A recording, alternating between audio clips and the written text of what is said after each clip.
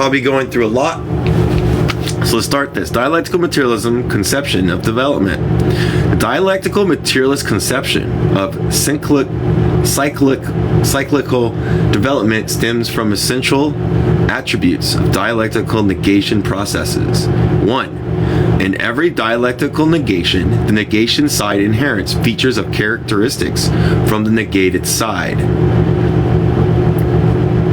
When the negating side is itself negated, i.e., negation of the negation, the new negating side will retain features and aspects of the old negator. 3. This development process will continue indefinitely, so that negation is not simply a straight line of complete negation, but rather takes a shape of a spiral of negation of the negation of negation, which always inherent features from previous forms. Note that this conception of development as a spiral is simply an abstraction to help understand the essential characteristics of dialectical development, and to distinguish this form of development from metaphysical conception of linear development. Just real quick, everybody, this is also Ho Chi Minh thought. This comes from Vietnam. So I'm going to read this first part. It says, note that this conception of development, I already read that. In the example below, which I will show, we will see a depiction of a spiral development of aluminum through various stages of development. After raw aluminum is mined from the earth, it begins a repeating spiral development process of being refined into unusable goods when recycled into raw materials. So dialectical material spiral process. Here we go. So here it is. This is the spiral process. So right here, we see right here the raw material number 1, and you phase out soda can, and then you phase out some more recycled aluminum, you phase out some more aluminum foil, and then development never ends. Oops, I don't know why that's there. The TV, I don't know why the TV's here, but it's a makeshift antenna, soda. So there you go, that's the spiraling effect. All right? Hope that makes sense to everybody. Come on, bring my picture back up. I wish, this is gonna be hard. Axis Y is raw material. Axis X was useful products. So that was it. All right. The spiraling development model of materialist dialectics sees every stage of development as a higher form of the previous stage, which carries forward characteristics from the previous stage. The aluminum still stays aluminum through all these processes. It's just formed and shaped differently. All right. The illustrated example on the previous page plots the spiraling development of aluminum as it cycles between stages, defines as raw materials, and refines products. Another perspective might depict development differently. For example, if we are examining development in terms of external relations between aluminum, other elements, the development pattern would look different.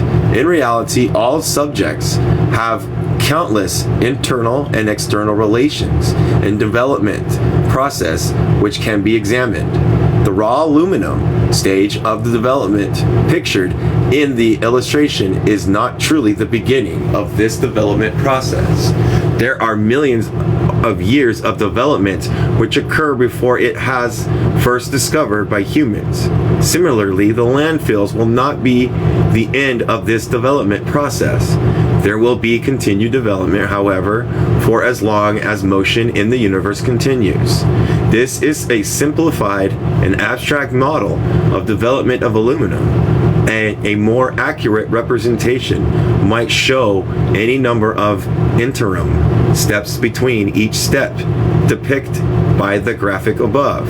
For example, it must also be recognized that in reality, the molecules of the aluminum, which the development process began with, will be scattered and mixed with other subjects throughout the development process, and various other complexities exist in terms of mutual impact in internal and external relationships. Determining the amount of detail to include or exclude in materialist dialectical analysis is critical. Sorry. Too much detail and analysis might become unwieldingly. Too little detail and analysis might become too abstract and idealized to be useful in the real world. So the ideal of development as a spiral should not be taken literally. It is simply a way of conceptualizing the difference between dialectical negation and development as opposed to a straight line. Development upheld by metaphysical conceptions of negation and development always carries forward traces of previous stages of development. In the change of negation that makes up the development process of things, phenomena, and ideas, each dialectical negation creates the condition and premises for subsequent developments through many iterations of negation, i.e., negation of negation. Dialectical negation will inevitably lead to a forward tendency of motion. The forward tendency of motion describes the tendency from things, phenomena, and ideas to move from less advanced to more advanced forms through processes of motion and development. As a reminder, lower level and higher level, i.e., less advanced and more advanced, should not be taken to have any connotations of good and bad, nor of desirable and undesirable, nor even of less complex and more complex. Development from lower levels to higher levels is simply a shorthand for understanding the fact that development process always moves forward. That is to say, development can never happen in reverse, just as time itself can be reversed. For example, society in Italy will never go back to the civilization of the Roman Empire. It is conceivable that Italian society would develop to more similar to ancient Rome, but it would be impossible for Roman society to ever take the exact characteristics of the Roman Empire ever again. Let me hear this word here. No, not that one. This one. It's going to be the first word. Cyclicality of development and processes usually take place in the form of a spiral, which is another result of negation of negation. Negation of negation leads to a development cycle in which things, phenomena, and ideas often undergo two fundamental negations, carried through three basic forms. Through this negation pattern, basic features of the initial form are ultimately inherited by the third form, but at a higher level of development. I'm going to show a picture here soon. What's up, TJ? Dialectical development tends to take place through cyclic patterns in which cyclical patterns in which development is carried through a triad of forms which develop through a pair of dialectical negation processes. I'm going to show a picture and I'll do my best to do it. Here we go. So here we go. We have the picture right here, right? So we're going to read what this says though first. The cyclical pattern of development is an abstract pattern of dialectical change over time. Number one, which is here, negation, the first negation, right there. Number one, the initial form, the assertion begins, the pattern, contradiction within the initial subject or between it and other subjects leads to the first negation. Number two, so this is the first negation. This in this, contradicting subjects, initial form of assertion, boom, negation. This is the second form, right? That's the second. And it's going to take this and this this and this, from this and this negates the third form. So this and this negates. One of these negates out of this. It becomes a second. From this and this negates another thing. The third form, resembles initial forms of higher level development.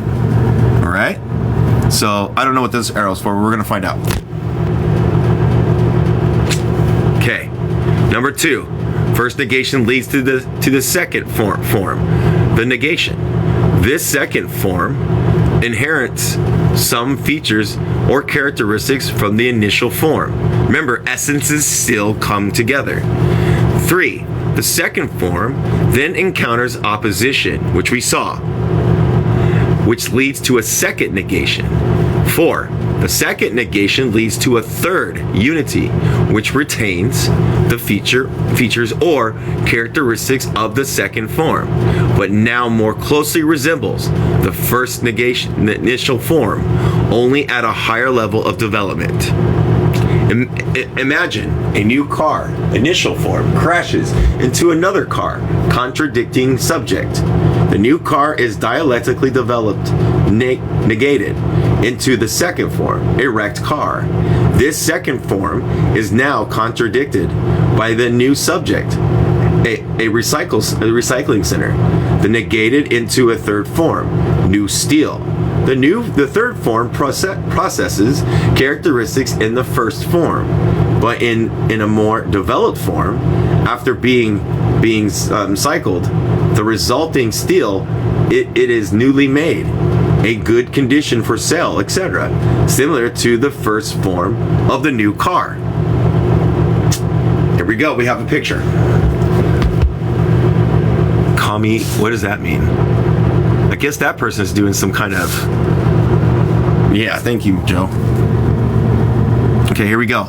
So you see here, initially, hold on, new form, initial form, new car. First negation, the other car. Contradicting subject, another car. Boom, the wreck happens, right? Second form, wrecked car. And then the second negation, right? Contradicting subject, the recycling center. Boom. Third form, now it's steel. Negation of the negation. Notice the steel is in every single subject. So the essence of those things still remains. It's just another form. Negation of the negation.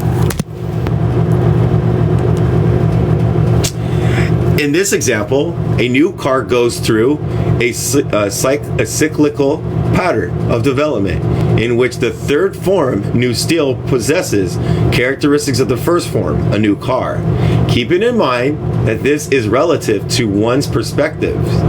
If you consider the wrecked car to be the first form, then the steel would be the second form. The new steel will then need to be developed in some way, melted, hammered, cut, etc., in order to be processed into some new product. From this perspective, the third form, i.e. molten steel, will have characteristics of the first form, i.e. refined. According to Marx and Engels, the development of capitalism from feudalism assumes this cyclical pattern, and we're going to go through this. Okay, the first one is materialist dialectics, development process. Here we go. So right here we have the thesis plus antithesis equals synthesize new thesis. Do you see that? A new thesis comes out, a new antithesis. Then from there, boom, a new thesis synthesizes a new thesis, new antithesis. Do you see it? It's a continuous pattern that doesn't stop. All right, let's go on this side. This one is dialectical development of class structure. All right, here we go. Patricians plus plebeians equals feudal lords, plus peasants equals capitalist class, plus working class equals revolution.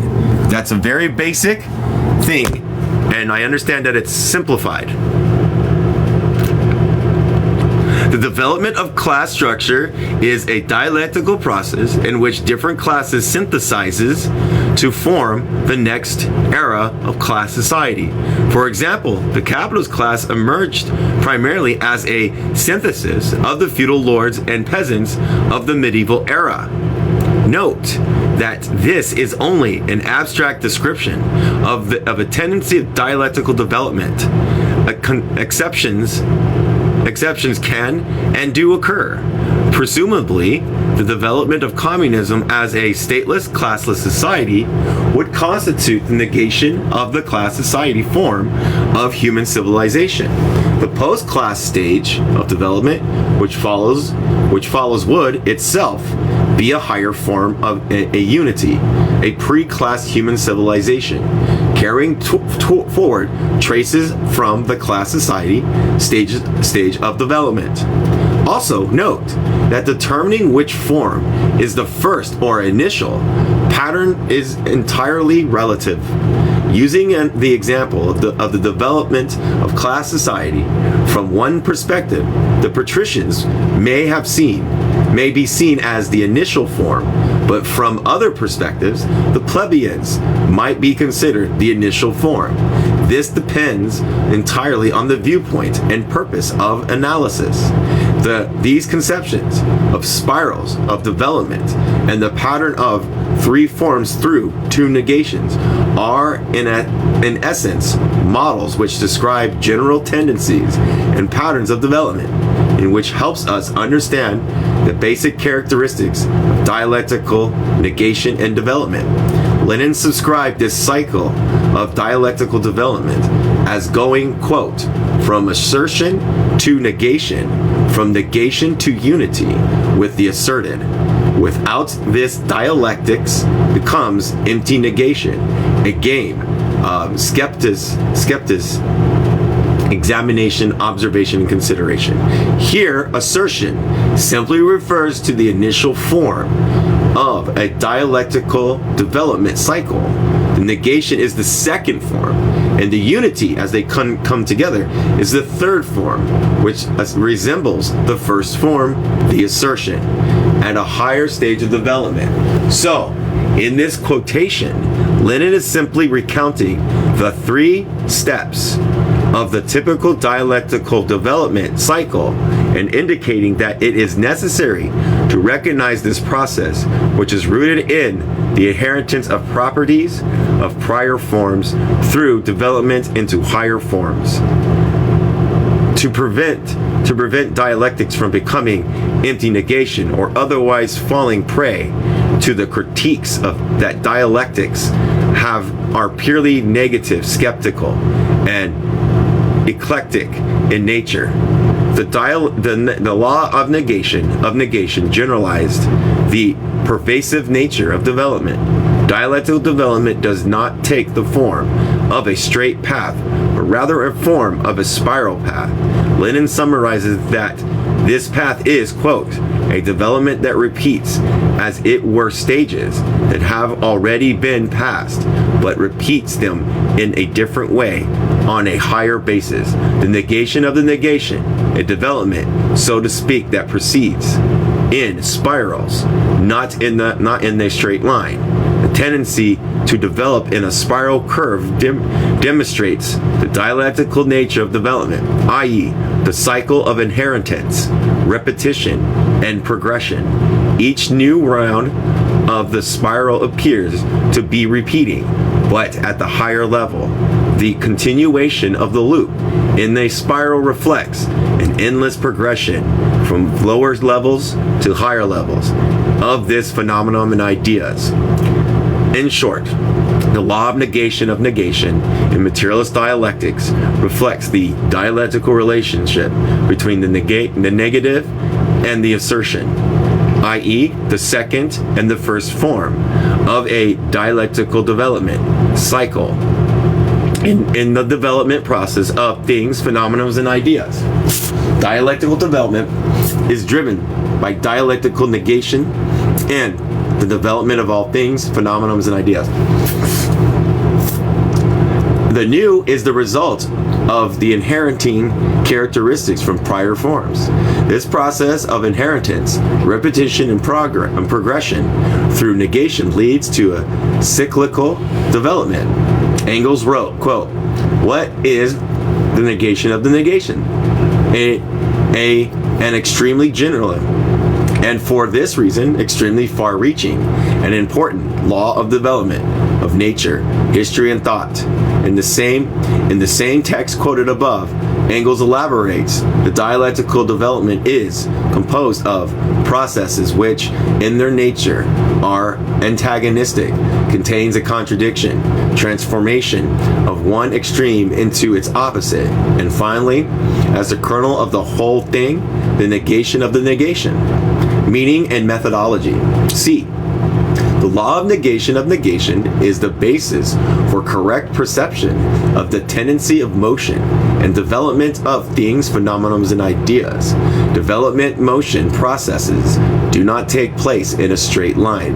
Rather, it is a winding, complex road consisting of many stages, and each process can be broken down into many different sub-processes.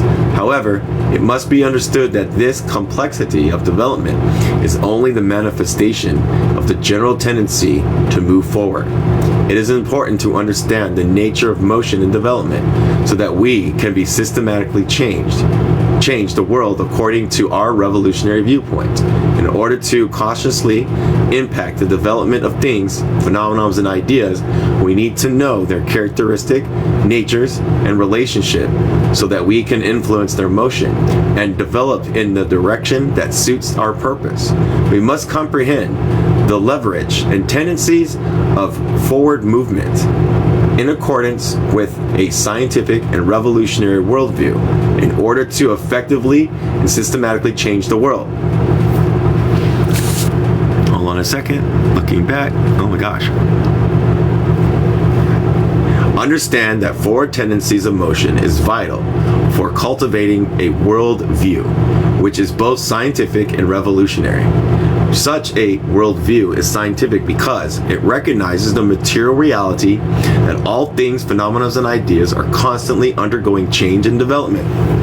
Nothing is in our universe is static, and all things are connected and defined by internal and external relationships, which are also constantly developing. Furthermore, this development processes with the forward tendency, meaning that no process can be completely reversed. For example, you can clean rust from a car, which would be forward progress, but you can't reverse the temporal process of rust. Once we understand that all things, phenomena, and ideas in our universe are constantly developing and moving forward, we can then begin to find ways to impact motion and development systematically to consciously change the world around us. This is the foundation of the revolutionary worldview, which revolutionary change requires us to leverage and influence development process to suit our needs and revolutionary ambitions. Thus, materialist dialectics are an applied system of observation and practice through which we seek to understand development processes and cautiously impact them to suit our needs. According to the rules of negation, in the objective world, the new must inevitably come to replace the old. In nature, the new developments according to objective laws. In social life, new things arise from the purposeful, self-conscious, and creative actions of human beings. Therefore, it is necessary to leverage subject factors as we seek to cautiously impact and develop things, phenomena, and ideas. Subjective factors are factors which we, as a subject, are capable of impacting. This may seem confusing, since we have previously established that all eternal things, phenomena, and ideas have objective relationships with all other things, phenomena, and ideas, meaning that any given subject is external to every other subject, and thus no subject can directly and completely control the motion and development of any other subject. However, from the perspective of any given individual, there are certain things, phenomenons and ideas, as well as processes of motion and development, which we can impact. For example, if you see an apple on the table, the apple is objective to me. I can't simply will the apple to move with my conscious alone. However, I can impact the apple through conscious activity. I can consciously will my hand to pick up the apple and move it from another location. Thus, factors which an individual can consciously impact are objective factors. As revolutionists, we must factor on subjective factors. In other words, we must concentrate on that which we are capable of changing, since our purpose is to change the world. Focusing on factors which we can impact is a waste of time. We must simply determine what can be changed, and then determine the most efficient and effective way to impact development process and change the world. As a revolutionist, we must have faith that we can introduce the new, faith in the success of a new. We must support the new, the fight for the victory of the new. Therefore, it is necessary to overcome conservative, stagnant, and dogmatic thoughts, with restrain the development of a new, resist the law of negation of negation. Change is inevitable. All things, phenomena, and idea undergo a process of motion and development. Any philosophy, ideology, or strategy which attempts to restrain motion and development is doomed to failure, because change can neither be halted nor restrained. Thus, our strategies and action must align with the material reality that change is inevitable, and we must seek to change the world by impacting processes of development and motion, rather than attempting to reverse, restrain, or halt such processes.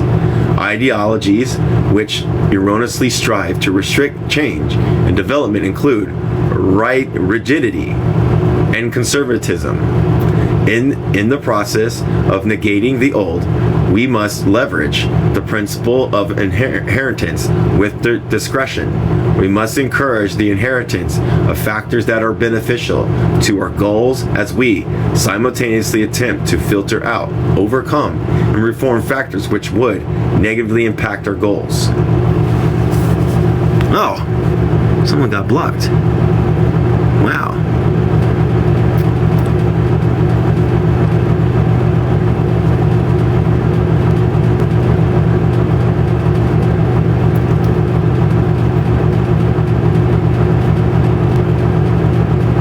Okay, I see what's going on. If we understand the principles of inheritance, wait, did I just read it? Yeah. If we understand the principles of inheritance, we can impact inheritance processes which derive from negation. For example, when repairing a car, we can seek out parts of the car which do not function properly, or which do not suit the use case of the car, and add or replace parts which are more suitable. In the same way, we can impact inheritance processes in our revolutionary political activities. We can seek to inherit characteristics of previous stages of development of our political organization, social institutions, culture, etc., while simultaneously seeking to prevent the inheritance of traits of characteristics which are unsuitable for our revolutionary purposes. Over time, we can attempt to impact the inheritance of traits and aspects which are more conducive to our purpose, while limiting and filtering out traits and aspects which are hindrances. In the article titled New Life, written in 1947, Ho Chi Minh wrote about the dialectical relationship between the new and the old in building a new society. Writings, here he is. Not everything old must be abandoned. We do not have to reinvent everything that is old but bad. What is old but bad must be abandoned. What is old but troublesome must be corrected appropriately. What is old but good must be further developed. What is new but good must be done. Growing up in an old society, we all carry with us more or less bad traces of the old society in terms of our ideas and habits. Habits are hard to change. That which is good and new is likely to be considered bad by the people because it is strange to them. On the contrary, that which is evil yet familiar is easily mistaken as normal and acceptable.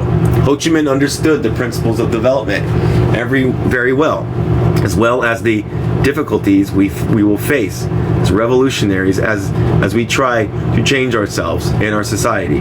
We must strive to develop a similar understanding. As we move forward, the attempt to affect the development of our world through practice and struggle. Chapter 3, Cognitive Theory of Dialectical Materialism. How's everybody doing?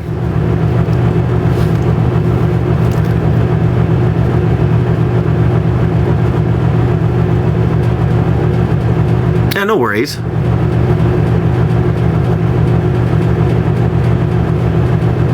No worries. All right, Chapter 3, Cognitive Theory and Dialectical Materialism. In Marxism, epistemological reasoning, or epistemology, is the foundation of dialectics. Dialectical materialism, epistemology, is a theory of applying human cognitive ability to the objective world through practical activities. It explains the nature, path, and general laws of the human process of perceiving truth and objective reality to serve human practical activities. Epistemology is the theoretical study of knowledge. It also deals with the philosophical question of how do we know what is true. Throughout history, philosophers have tried to determine the nature of truth and knowledge. In the era of Karl Marx and Friedrich Engels, there was an ongoing dispute between the materialists, who believed that truth could only be sought through sense experience of the material world, and the idealists who believe that truth can only be sought through reasoning within the human mind. Marx and Engels developed a philosophical system of dialectical materialism to resolve this dispute. Dialectical materialism upholds that the material and the ideal have a dialectical relations with one another. The material determines the ideal, while the ideal impacts the material. However, it is important to understand that Marx and Engels didn't develop the system of dialectical materialism simply to understand the world. As Marx wrote in the thesis on Feuerbach, the philosophers have only interpreted the world in various ways. The point is to change it. So Marxist dialectical materialism epistemology is developed specifically to enable human beings to not only perceive truth and objective reality, but to then be able to apply our conscious thought through practical activity in order to bring about change in the world. 1. Praxis, consciousness, and the role of praxis in consciousness. A. Praxis and basic forms of praxis. Praxis includes all human material, activities which have proposed a historical social characteristics and which transforms nature and society. Unlike our activities, praxis is active in which humans attempt to materially impact the world to suit our purposes. Praxis activity defines the nature of human beings and distinguishes human beings from other animals. Praxis is objective activity, and praxis has been constantly developed by humans through the ages. In English, the word practice and praxis are often distinguished from one another. Practice is often used to refer to human activity which provides more information about the world around us and improves our knowledge and understanding, whereas praxis often refers to conscious human activity in which is intended to change the world in some manner. In their original. In their original German, Marx and Engels used the same German word, praxis, to refer to both concepts, similar in the original Vietnamese text in this book. The same word, thao tin, is used for both practice and praxis. One reason that these concepts are closely related is that all conscious activity serves both roles by simultaneously, telling us more about reality and consciously changing reality in some way. For example, by pushing a heavy stone, you may be able to move the stone a small amount, constituting praxis, while simultaneously learning how heavy the stone is and how difficult it is to move, constituting practice. The main point of distinction, therefore, is intention. Virtually all conscious activity is practice, but only activity which has purpose and historical social characteristic might be considered praxis. Purpose simply describes a goal or desire outcome. Specifically, a desired changes in nature or human society. Activities with historical social characteristics are activities which contribute to, in some way, to the development of human society. In this translation, we use practice and praxis interchangeably to mean conscious activity which improves our understanding, in which has purpose and historical social characteristics. You are likely to find these words used differently, as described above, in other ways in our text. Engels explains the importance of practice, praxis, and socialism, utopian and scientific. And here's what he says.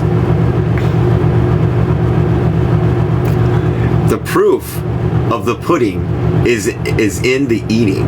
From the moment we use these objects according to the qualities we perceive in them, we put to an infallible test the correctness or otherwise of our sense perception. If these perceptions have been wrong, then our estimate of the use to which an object can be turned must also be wrong, and our attempt must fail. But if we succeed in accomplishing our aim, if we find that the object does agree with our idea, it does answer the purpose we intended it for, then that is positive proof that our perception of it and of its qualities are far agree with reality outside ourselves. Marx wrote in Thesis of Feuerbach that quote, the coincidence. Well, let me hear this word. The coincidence. Let me see what this word is. I probably have it.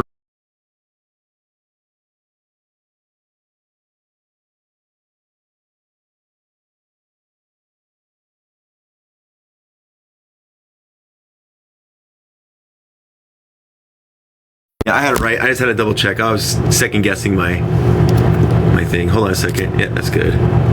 Okay, let me read it. Marx wrote in Thesis of Feuerbach, quote, the coincidence of the changing of circumstances and of human activity or self-change can be conceived and rationally understood only as revolutionary practice. Engels further expounds upon this concept in Ludwig Feuerbach and the End of Classical German Philosophy, writing, the most telling refutation of this is, as of all other philosophical fancies, is practice, original German word praxis, visa, experiment, and industry. If we are able to prove the correctness of our conceptions of the natural process by making it ourselves, bringing it into being out of its condition and using it for our own purposes into the bargain, then there is an end of the Kantian incomprehensible or ungraspable. Praxis defines the nature of human beings because human beings are, to our present knowledge, the only beings which undertake action with conscious awareness of our desires, outcomes, and comprehensions of the historical development of our own society, which distinguish human beings from all other animals. Praxis is objective activity, meaning that all praxis activity are performed in relations to external things, phenomena, and ideas. Praxis has been constantly developed by humans through the ages, meaning that as we learn more about the nature of reality, of human society, and the laws of nature, we are able to develop our praxis to become more efficient and effective. Practice activity are very diverse, manifesting with ever increasing variety, but there are only three basic forms: material production activity, socio-political activities, scientific experimental activities. Material productive activities is the first and most basic form of praxis. In this form of praxis, activity, humans use tools through labor processes to influence the natural world in order to create wealth and material resources and to develop the conditions necessary to maintain our existence and development.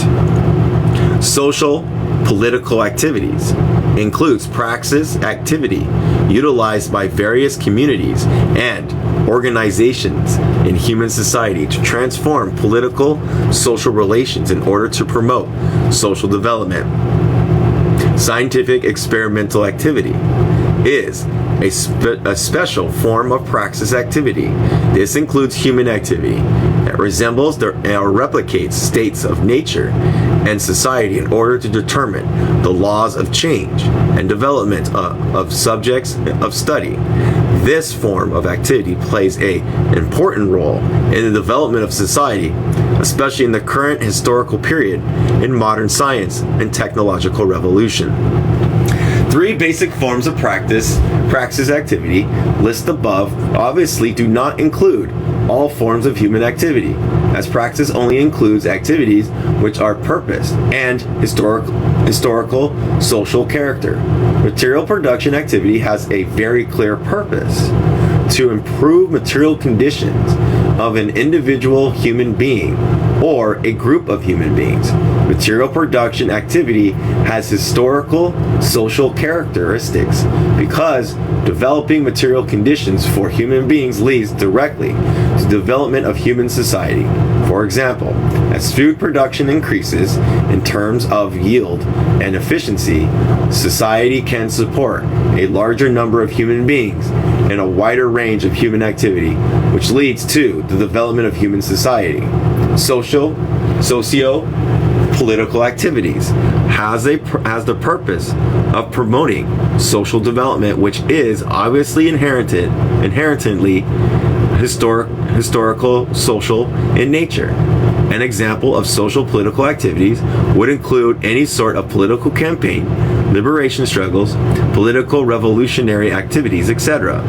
Scientific experimental activities has the purpose of expanding our understanding of nature and human society, which leads directly to historical social development in a variety of ways. For example, improving our scientific understanding of medicine through scientific experimental activity leads to longer lives and improved quality of life. Improving our scientific understanding of chemistry through scientific experimental activity leads to all sorts of materials which improve the quality of life and enable human beings to solve a variety of social problems. In order to qualify as praxis activity, a given human activity must have a purpose, and it must have historical, social characteristics. For instance, drawing is not always praxis, in a sense of the word used in this text, but it would be praxis if it would qualify as material production activity, i.e. making art in order to sell, so as to make a living, or if the art is made with intention of invoking social change. Every basic praxis activity forms has been important function of these functions are not interchangeable with each other. However, they have close relations with each other. The different praxis activity forms often interact with each other. In these relationships, material production is the most important form of praxis activity, playing a decisive role in determining other praxis activities, because material production is the most primitive activity and exists most commonly in human life. Material production creates the most essential, decisive material conditions for human survival and development. Without material production, there cannot be other praxis activities. After all other praxis activity arise from material production praxis, and all praxis activity ultimately aim to serve material production praxis. Because we make things, we innovate, we invent things in order to fit the needs of humans. It changes human stuff. Yes. Without material production activity, human beings would not be able to live at all. Thus, material production activity make all other forms of human activity possible. In addition, the primary reason we participate in socio-political activity is to ensure material security, food, water, and shelter, etc., for members of society, which ultimately relies on material production activity. Therefore, the primary reason we engage in scientific experimental activity is to improve material production activities in terms of efficiency, yield, effectiveness, etc. Of course, we engage in scientific experimental activities and material production activities for other reasons: art, entertainment, recreation, etc. But these activities require that material security be secured first for those participating in the production and consumption of such products. In other words, material production activity is a prerequisite for all other forms of activity, since without some measures of material security, humans can't not survive. Oh my God. I got a fucking warning? Why did I get a warning? What the fuck? I get a warning for reading. Am I still here? Is people still here? Hello? What the fuck? How did I get a warning? I didn't see it. It just warned, and I was going to read it, but oh my gosh. All right. Jesus Christ. Reading a book, I guess, is bad. Fucking TikTok. All right, here we go. We have a picture. Determines. We have determines. We have impacts. We have material production activity. And in here, other activities. Boom. In order, we do all this to be able to do that. And then, boom. That was wild. Oh no. I have to turn off the fucking... What the hell? TikTok, what is your problem? Jesus Christ. That was fucking wild. Alright, I'm trying to turn off the comments for a second.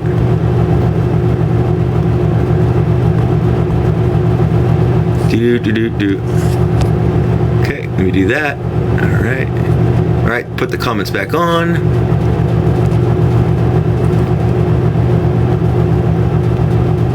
Alright, they're back on. Thank you. Jesus. For reading a book? Are you fucking kidding me? Material production and activity has a dialectical relationship with all other praxis activity, with material production activity determines while being impacted by all other forms of praxis activity. Thus, material production activity has a dialectical relationship with other forms of praxis activity, in which material production activity determines both socio-political and scientific experimental activity, while socio-political and scientific experimental activity impact material production activity. That was wild. Jesus. Might have been the Mark guy. Thus, material. Oh, I already read that. Consciousness and levels of consciousness. The dialectical materialist perspective sees consciousness as a process of reflecting the objective world within the human brain on the practical basis of creating knowledge about objective world. Consciousness is a self-aware process that is productive and creative. This view stems from the following basic principles. Number 1, dialectical materialism worldview acknowledges that the material world exists objectively and independently of human consciousness. The dialectical materialism worldview recognizes the following human attributes: to perceive the objective world, to reflect the objective world into a human mind, which enables human subjective to learn about external objects, to admit that there are no material things nor phenomena which are unrecognizable, but only material things and phenomena that humans have not yet recognized. Dialectical materialist worldview affirms the conscious reflection of the objective world as a dialectical, productive, self-aware, and creative process. This reflection process develops from the unknown to the known, from the knowing less to knowing more, from knowing less profoundly to less comprehensively, to knowing more profoundly and more comprehensively. The above principle that human knowledge develops from less to less comprehensive to more and more comprehensible states stands in contrast to various other philosophical systems of belief, including Hegel. Absolute idealism upholds a belief in an absolute ideal, which constitutes the ultimate limit or endpoint of knowledge which humanity is moving towards. Dialectical materialism upholds that there is no such absolute ideal and thus no such terminal endpoint of human understanding. Engels wrote in Anti-Düring, if mankind ever reached the stage at which it should work only with eternal truths, with results of thought which possesses sovereign validity and an unconditional claim to truth, it would then have reached a point where the infinity of the intellectual world, both in its actuality and in its potentiality, had been exhausted, and thus the famous miracle of the counted uncountable would have been performed. Fideism, Fideism,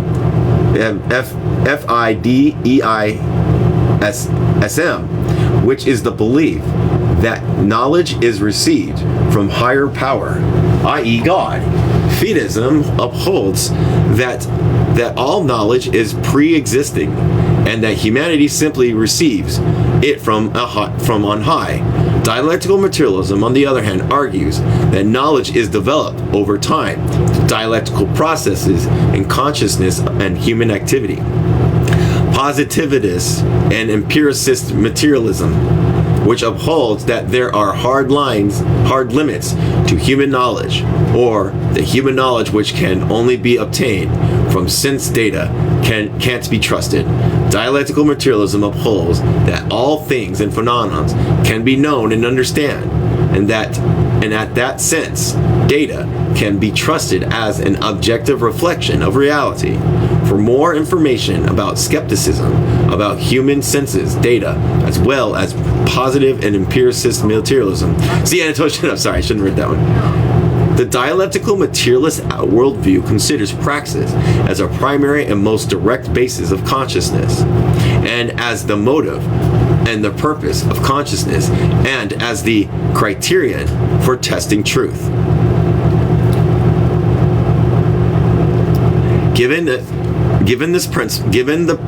the above principle, that human consciousness exists independently from the material world, yet is capable of accurately perceiving and reflecting the material world, and that knowledge develops over time through a synthesis of consciousness and practical activity, we can conclude that consciousness is a self-aware process which is productive and creative. Consciousness is productive and created in a sense that consciousness processes in conjunction with practical experiences and activity in the material world, leads to the development of knowledge and practical experience, which allows humans to develop or understand our understanding of the world as well as our own material conditions through the application of knowledge to our own labor activities. Next, we will examine different ways of categorizing conscious activities as they pertain to develop knowledge and practical understanding of our world. For the dialectical materialist point of view, consciousness is a process of development. Consciousness develops from empirical consciousness and theoretical consciousness, and from ordinary consciousness to scientific consciousness. Negating. The dialectical materialist philosophy, all systems of relation exist as processes of development and motion. Thus, consciousness can be defined as a system of relations between human brain activity and two forms of data input: sense experiences, observation of the external world, detected by our senses, knowledge, information which exists in the human mind as memories and ideas. Consciousness is thus a process of development of knowledge through a combination of human brain activity, human practical activity in the physical world, i.e. labor. In the section below, we will explore different forms of consciousness and development of consciousness, the relationship between consciousness and knowledge. Note that these are abstractions of consciousness and knowledge, meant to help us understand how knowledge and consciousness develop over time. Thought processes are extremely complex, so we seek to develop a fundamental understanding of how consciousness develops and how knowledge develops, because of these processes are fundamental to the development of human beings and human society. Just as consciousness is a process of developing knowledge through brain activity, consciousness itself also develops over time. The development of consciousness can be considered based on the criteria of concrete/abstract and of passive and active. Consciousness develops from the state of direct and immediate observation of the world, which results in concrete knowledge, to the higher stage which constitutes a more abstract and general understanding of the world. We call consciousness, which is focused on direct, immediate, concrete, empirical observation of the world, empirical consciousness. We call consciousness, which is focused on forming abstract generalizations about the world, theoretical consciousness. All right, we have something here. We have here concrete, empirical consciousness, development into abstract, theoretical consciousness. So, okay, down here. Empirical, I'm going to read it. Empirical consciousness is a process of collecting data about the world which we call knowledge. We can gather two forms of knowledge through empirical consciousness: ordinary knowledge and scientific knowledge. Direct observation, ordinary knowledge, develops into systematic, derived, scientific knowledge. Okay. Ordinary knowledge is the knowledge we accumulate through our everyday experiences in the world. Scientific knowledge is gathered through more systematic scientific observations and experiments. Scientific knowledge usually develops from ordinary knowledge as we begin to seek a more formal and systematic understanding of things we witness in our daily lives. According to themes of Soviet Marxist philosophy, edited by T.J. Blakely, Ordinary knowledge notes what lies on the very surface, what happens during a certain event. Scientific knowledge wants you to know why it happens in just this way. The essence of scientific knowledge lies in the confirmed generalization of facts, where it becomes necessary rather than contingent, universal instead of particular, law-bound, and can serve as a basis for predicting various phenomena, events, and objects. The whole progress of scientific knowledge is bound up with growth in the force and volume of scientific predictions. Predictions make it possible to control processes and to direct them. Scientific knowledge opens up the possibility not only of predicting the future, but also of consciously forming it. The vital meaning of every science can be expressed as follows. It knows in order to predict, and to predict in order to act. And essentially characteristics of scientific knowledge is that it is systematic, i.e., it is a set of information which is ordered according to certain theoretical principles. A collection of unsystematized knowledge is not yet science. Certain basic premises are fundamentally to scientific knowledge, i.e., the laws which make it possible to systematize the knowledge. Knowledge becomes scientific when the collection of facts and their descriptions reach the level where they are included in the theory. Theoretical consciousness arises from conscious reflection on accumulated knowledge. As human beings seek to develop general abstract understanding of the underlying principles of processes we experience in the world. Once general principles of natural and social law are established, human beings can test those general conclusions against empirical reality through further observation, i.e., through empirical consciousness. Thus, there is a dialectical relationship between empirical consciousness and theoretical consciousness, as one form leads to another, back and forth again and again, consciously. All right, here we go. So, we have another picture. We have someone that has a ring. And then he's sitting there like, what do we do? Let's wear a hat. Didn't work. All right, let's try an umbrella. It works. So let's read what it says. Empirical and theoretical consciousness have a dialectical relationship in which empirical consciousness and theoretical consciousness lead to a mutually develop one another. Consciousness is also develops from passive and surface level observation and understanding the world, i.e., simply considers what, where, when things happen, to more active pursuit of the underlying meaning of the world, i.e., trying to understand how and why things happen. Consciousness, which passively observes the world directly in daily life, is referred to as ordinary consciousness. Ordinary consciousness often develops into more active consciousness. This activity pursuit of understanding through systematic observation and indirect experiences, i.e., experiences that do not occur in daily activity, such as scientific experimentation, is referred to the scientific consciousness. So it's not really a picture. Here we go. Passive and indirect ordinary consciousness develops into active and indirect scientific consciousness. These concepts will be discussed further details below. Empirical consciousness is the stage of development of consciousness in which perception are formed via direct observation of things and phenomena in the natural world or of society, or through scientific experimentations and scientific observation.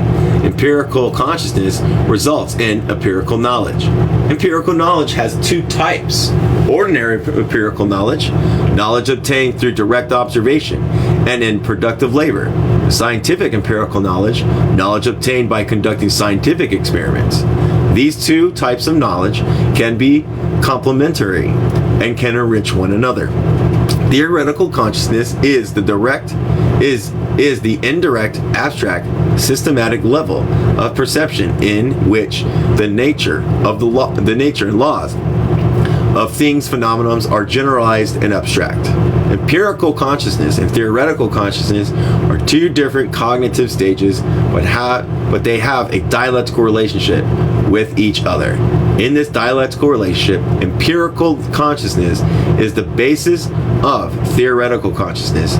It provides theoretical consciousness with specific rich material, i.e. knowledge. Empirical consciousness is linked closely to practical activities, since practical activities in the material world is the chief method of gathering knowledge through empirical consciousness. The forms of basis for checking, correcting, and supplementing existing theories and summarizing the generalizing them into new theories. However, empirical consciousness is still limited to that. Empirical consciousness stops at the description and classifications of data obtained from direct observation and experimentation. Therefore, empirical consciousness only brings understanding about the separate, superficial, discrete aspects of observed subjects, without yet reflecting the essence of those subjects, nor the underlying principle of laws which regulate those subjects. Therefore, empirical consciousness alone is not sufficient to determine the scientific law of nature and society. To determine such law and abstractions, theoretical consciousness must be applied. So, theoretical consciousness does not form spontaneously nor directly from experience, although it is formed from the summation of experiences. The knowledge we gain from our daily activity often inspires scientific inquiry and more systematic observations, which can yield scientific knowledge which will enrich and improve our daily practice and allow us to experience daily life with a deeper understanding of what we're experiencing. Thus, the ordinary knowledge we gain through daily practice can enrich and yield scientific knowledge and vice versa. Empirical consciousness and theoretical consciousness have a dialectical relationship with each other, in which empirical consciousness provides the basis for theoretical consciousness. Theoretical consciousness attempts to derive general abstractions and governing principles from empirical knowledge, which is gained through empirical consciousness. Once theoretical principles, generalities, and abstractions are determined, they are then tested again against reality through empirical consciousness, i.e. practical observation and systematic experimentation, to determine if the theory is sound. So once you come up with these theories, you have to put it to practical use. Hey, Carrot. So, I'm going to read this one thing and I'll show you the picture. Empirical consciousness and theoretical consciousness have a dialectical relationship with one another. Other observations of the material world lead to conscious activity, which we then test in reality through conscious activity, and so on, and in a never-ending cycle of dialectical development. Here's the picture. So, he's got these things, right? And he goes, all right, so theoretical consciousness, empirical consciousness. All right, let's read it. Hopefully it'll give more of a description. For example, a farmer may notice that plants grow better in locations where manure has been discarded. In fact, of the act of empirical consciousness, the farmer might then form the theory that adding manure to the soil will help plants grow. An act of theoretical consciousness. This theory could then be tested against reality by mixing manure into the soil and observing the results, which could be another act of empirical consciousness. The farmer may then theorize that more manure will help plants grow even more. Another act of theoretical consciousness, continuing the cycle of testing and observing. This dialectical relationship between ordinary and theoretical consciousness is what allows human beings to develop and improve knowledge through practical experiences. observation and theoretical abstractions and generalizations of knowledge. Theoretical consciousness is relatively dependent from empirical consciousness. Therefore, theories can precede expectations and guide the formation of valuable empirical knowledge. Theoretical consciousness is what allows human beings to sort and filter knowledge so as to best serve practical activity and contribute to the transformation of human life. Through this process, knowledge is organized and therefore enhanced and developed from the level of specific individuals and solitary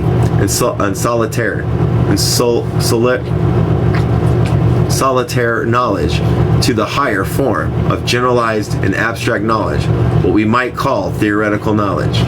Knowledge, which comes from empirical observation, empirical consciousness, is empirical knowledge. Theoretical knowledge is the product of theoretical consciousness. They're saying the same shit over and over again, everybody. Can you tell? Over activities, knowledge becomes more generalized and abstract. This general and abstract knowledge is what we call theoretical knowledge. Hear you out, sure. Note that empirical and theoretical knowledge can be ordinary or scientific in nature. If the knowledge arises passively from daily life activities, it will be ordinary knowledge, regardless of whether or not it is empirical or theoretical in nature. If, on the other hand, the knowledge arises from methodological instruments or systematic observation, then it is scientific knowledge. So far, we have discussed ways of understanding consciousness based on the criteria and directness versus abstractness. Next, we will discuss other ways of looking at consciousness based on the criteria of passiveness versus abstractiveness. Did that guy already get took? Yeah, that guy already got took. Hear me out. Ordinary consciousness refers to the perception that is formed passively and indirectly from the daily activities of humans. Ordinary consciousness is a reflection of things, phenomena, and ideas with all their observed characteristics, specific details, and nuances. Therefore, ordinary consciousness is rich, multifaceted, and associates with daily life. Therefore, ordinary consciousness has a regular and pervasive role in governing the activities of each person in society. Scientific consciousness refers to perceptions formed actively and indirectly from the reflection of the characteristics, nature, and inherent relationships to research subjects. This reflection takes place in the form of logical abstraction. These logical abstractions include scientific concepts, categories, and laws. Scientific consciousness is subject, abstract, general, and systematic, and must be grounded in evidence. Scientific consciousness utilizes systematic methodologies to profoundly describe the nature of studied subjects as well as the principles which govern them. Therefore, scientific consciousness plays an increasingly important role in practical activity, especially in the modern age of science and technology. Logical abstraction. Where are we at? All right, I'm gonna look. Give me about 5 more minutes. Hey Viper. Hey Rachel. Logic abstraction refers to the understanding of the underlying rules which govern these phenomena, and ideas, which underline objective processes, relationships, and characteristics. Logic abstraction is the result of scientific inquiry. Over time, our understanding of the rules which govern the things, phenomena, and ideas in our lives become more reliable and applicable in practical activities. This attainment is of understanding practical ability through scientific practice is scientific consciousness. Ordinary and scientific consciousness are two different qualitative steps of cognitive process which together allows humans to discover truth about our world. Ordinary and scientific consciousness have a strong dialectical relationship with each other. In this relationship, ordinary consciousness precedes scientific consciousness, as ordinary consciousness is a source of material for the development of scientific consciousness. Although it contains a seed of scientific knowledge, ordinary consciousness mainly stops at the reflection of superficial details, seemingly random events, non-essential phenomenon. Ordinary consciousness, therefore, cannot transform effortlessly into scientific consciousness. To develop ordinary consciousness into scientific consciousness, we must go through the process of accurate summarizing, abstracting, and generalization using scientific methods. Likewise, once scientific consciousness has been developed, it impacts and pervades ordinary consciousness and therefore develops ordinary consciousness. Scientific consciousness therefore enhances our everyday passive perception of the world. Here we go. Got a picture. Ordinary consciousness. Yes, see the question, deceiving it a fish? All right. It's like, how do I get a fish? Ordinary consciousness refers to the passive observation of reality which takes the place in our daily lives. Scientific consciousness refers to the systematic applications of consciousness to solve specific problems in the methodological manner. For example, before developing scientific consciousness of farming, a farmer might go through daily life having no idea what makes plants grow to be larger and more healthy, and might have no idea how to avoid common problems such as pests. After developing scientific consciousness and farming through scientific experimentations and other systematic methodologies, the farmer will look at things differently in daily life activities. They may see signs of pest infestations and immediately recognize it for what it is, and they might see another indication that plants are unhealthy and know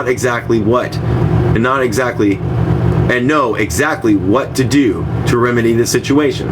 In this, scientific consciousness enhances ordinary consciousness. Meanwhile, ordinary consciousness passes observation of the world during daily activities will lead to scientific consciousness I feel like I'm reading on contradiction, by the way, by inspiring us to actively seek understanding of the world through scientific consciousness.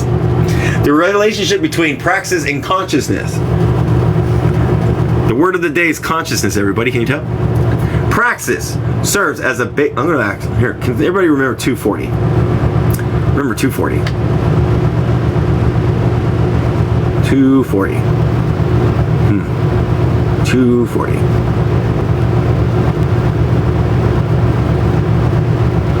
Boop boop ba doop boop. Doesn't look like there's a stopping point. All right, we're on 240. All right, 240.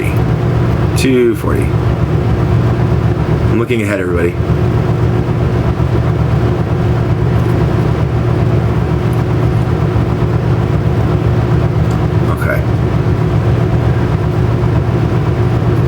Alright, relationships between praxis and consciousness.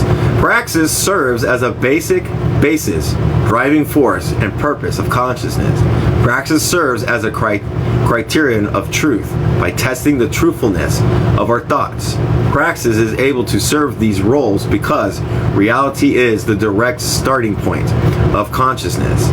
It sets out the requirements, tasks, and modes of consciousness, as well as the movement and development tendency of consciousness. Humans have the objective and inherent need to explain the world and to transform it.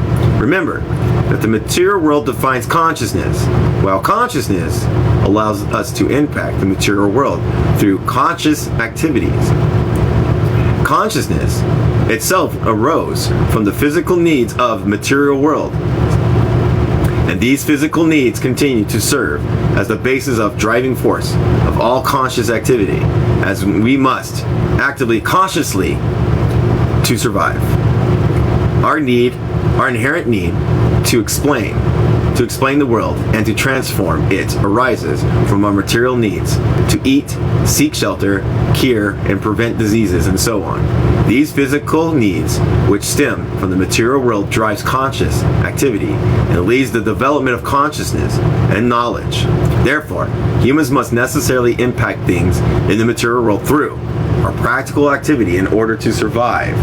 The impact of our practical activities on the world causes things, phenomena, to reveal their different properties, including their internal and external relationships. For example, hitting a rock will tell you properties about the rock. Attempting to build something out of wood will provide data about the wood, etc. In this manner, praxis produces data for consciousness to process, and also helps consciousness to comprehend nature and the laws of movement and development which govern the world. Scientific theories are formed in the basis of dialectical relationships between practical activities and consciousness. For example, mathematics develops to allow us to count and measure things for practical activities such as agriculture, navigation, and building structures. Marxism also arose in the 1840s, from the practical activities of struggles of the working class against the capitalist class at that time. Even recent scientific achievements arise from practical needs and activities. For example, the discovery of decoding of the human genome maps was born from practical activities and needs such as the need to develop treatments for incurable diseases. In the end, there is no field of knowledge that is not derived from reality. Ultimately, all knowledge arises from serves practice. Therefore, if we were to break from reality or stop relying on reality, consciousness would break from the basis of reality that nurtures our growth, existence, and development. Also, the cognitive subject cannot have true and profound knowledge about the world if it does not follow reality. Practice also serves as the basis driving force and purpose of consciousness, because thanks to practical activities, our human ability to measure and observe reality improves increasingly over time. Our logical thinking ability is constantly strengthened and developed. Cognitive means becoming increasingly developed. All of these developments extend the human senses in perceiving the world. For example, by developing new tools to measure, perceives the sense of the world, such as telescopes, radar, microscopes, etc. Reality is not only the basis, the driving force, and the purpose of discovering truth, but also serves as a standard of truth. Reality also serves as the basis for examining the truthfulness of the cognitive process, i.e., we can test whether our thoughts match material reality through experimentations and practice in the real world. This means that practice is the measure of the value of the knowledge we gain through perception. At the same time, practice is constantly supplementing, adjusting, correcting, developing, and improving human consciousness. Marx said, the question whether objective truth can be attributed to human thinking is not a question of theory, but is a practical question. Man must prove the truth, i.e., the reality and power of this sightedness of his thinking in practice. Thus, practice is not only the starting point of consciousness, it is the decisive factor for the formation and development of consciousness. It is also a target where consciousness must always aim to test the truth. To emphasize this role which practice plays, Lenin said, the standpoint of life, a practice, should be first and fundamental in the theory of knowledge. The role of practice in consciousness requires that we always grasp the practical point of view. This point of view requires that we derive our ideas from practice. Our ideas must be based on practice, and our ideas must deeply explore practice. In our conscious activity, we must attach a lot of importance to summarization of practice, i.e., develop theoretical knowledge through theoretical consciousness, which reflects practical experiences. Theoretical research must be related to practice, and learning must go hand in hand with practicing. If we diverge from practice, it will lead to mistakes of subjectiveness, idealism, dogmatism, rigidity, and bureaucracy. Subjectiveness occurs when one centers one's own self and conscious activities in perspective and worldview, failing to test one's own perceptions against material and social reality. Subjectivists tend to believe that they can independently reason their way to truth and their own minds without practical experiences and activity in the material world. Related to subjectivism is solipsism, a form of idealism in which one believes that the self is the only basis for truth. As Marxist ethicist Howard Selsam wrote in Ethics and Processes, New Values in the Revolutionary World, quote, "If I believe that I alone exist, and that you and all your arguments exist only in my mind, and are my own creations, then all possible arguments will not shake me one iota. No logic can possibly convince the solipsists. Idealism as a strong connection with a failure to incorporate practical activity into theoretical consciousness, since idealism holds that conscious activity is the sole basis of discovering truth. Dogmatism occurs when one only accounts for commonalities and considers theory itself as the sole basis of truth rather than practice. Dogmatists ignore practical experience and consider pre-established theories alone as unalterable truths. This results in the breakdown of the dialectical relationship between theoretical consciousness and empirical consciousness, which arrests the development process of knowledge and consciousness. Rigidity is an unwillingness to alter one's thought, holding too stiffly to establish consciousness and acknowledge and ignore practical experiences and observations, which lead to stagnation of both knowledge and consciousness. Bureaucracy arises when theory becomes overly codified and formalized to the extent that practical considerations are ignored in favor of codified theory. Bureaucracy can be avoided by incorporating practical experiences and observations continuously into the development of practical systems and methodologies, so that theory and practice becomes increasingly aligned over time and consciously improve efficiency and effectiveness of practical activities in the material world. Hold on a second, 142. Trying to get to a spot. That might be it right there. Alright. On the contrary, if the role of practice is absolutized to the exclusion of consciousness activity, it will fall into pragmatism and empiricism. In this context, pragmatism refers to a form of subjectivism in which one centers one's own immediate material concerns over all other considerations. For example, workers might place their own immediate needs and desires above the concerns of their fellow workers as a whole.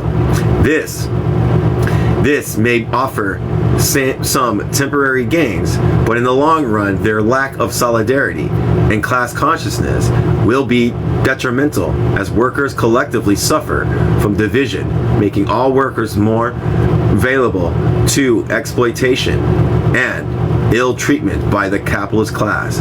Empiricism is a faulty form of materialism. in which only sense experiences and practical experiences are considered source of truth. This is opposed to the dialectical materialist position, in that material determines consciousness, while consciousness impacts the material world through conscious labor activity. Thus, the principle of unification in practice and theory must be the basic principles for the determining its truthfulness, its usefulness. Vice versa, practice without scientific and revolutionary theory will inevitably turn into blind practice. As Ho Chi Minh once said, study and practice must always go together. Study without practice is useless.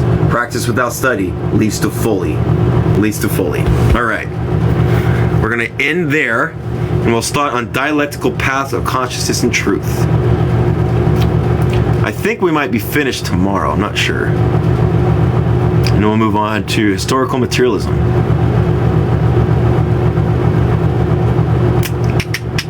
Hold on. Let me get a bookmark. Add a bookmark. And yes, let's see here. We ended on 143. Yep. 143. And today, I don't have the note person today.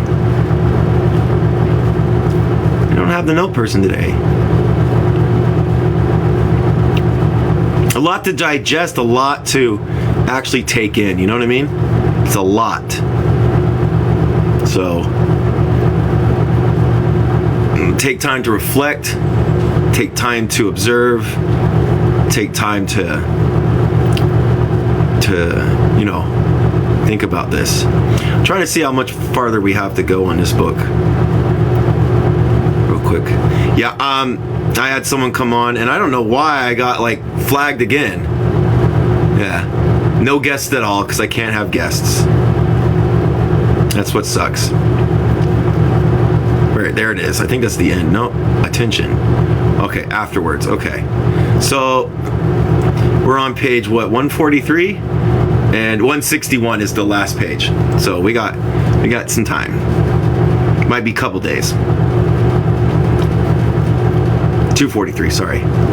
Hold on a second. 243 to 161. Let me do something real quick. 243 to 161.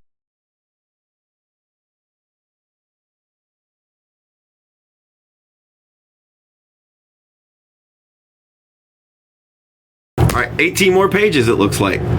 So I might be able to finish it tomorrow. It looks like I read a lot. But yeah. It's even like a process of going from one set of knowledge into another knowledge, and continuously doing that to refine our reality, to refine are we engaging in reality? Is our praxis in line with reality? Is our thoughts unsystemized to reality? When we do experiments, are we okay with failure to help bring us to a more advanced knowledge of, okay, we need to refine this, and stuff like that. So yeah, lots of things to go through. If you've listened and you have the book is in our server.